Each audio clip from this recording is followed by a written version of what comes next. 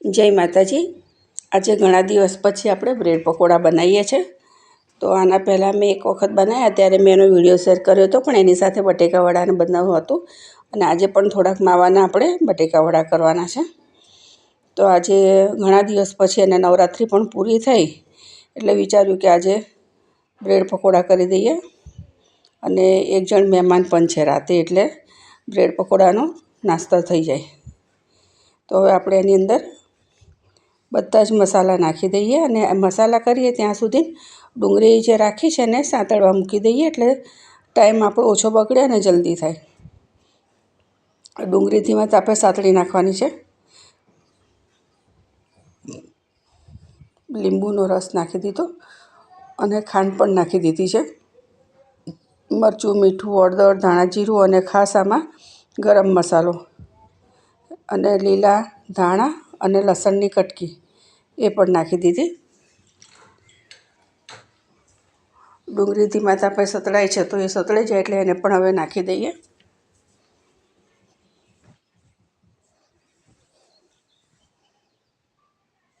બધું મિક્સ કરી લઈશું। જો આવી રીતે મિક્સ કરી લેવાનું, હાથથી કરી લઈએ મિક્સ। બધું સરસ હાથથી મિક્સ કરી લઈએ। હવે ચણાનો લોટ પણ તૈયાર કરી લઈએ। મીઠું અને પાણી નાખી અને એનું ખીરું તૈયાર કરી લઈશું। એક સરખું બધું ખીરું બનાવી દઈએ અને તેલ ગરમ કરવા પણ મૂકી દીધું છે। થોડું થોડું પાણી નાખી અને ગરમ કરી એટલે અંદર ગઠ્ઠા ના પડી જાય। જો આ રીતે બહુ જાડું નહીં, પાતળું નહીં, એવું તૈયાર કરવાનું છે।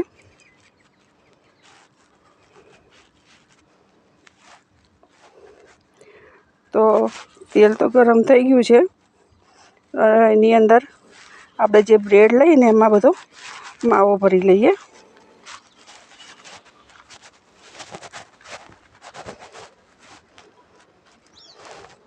બીજી ઉપર મૂકી અને સરસ એના પીસ કરી લઈશું નાના।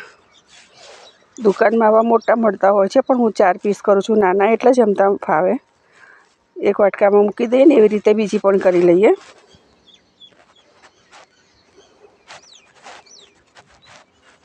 જો આવી રીતે બધી બ્રેડ આવી રીતે કરી લઈશું। એને પણ બીજા વાટકામાં આપણે મૂકી દઈએ, વાસણમાં ઢાંકીને, એટલે સુકાઈ ના જાય।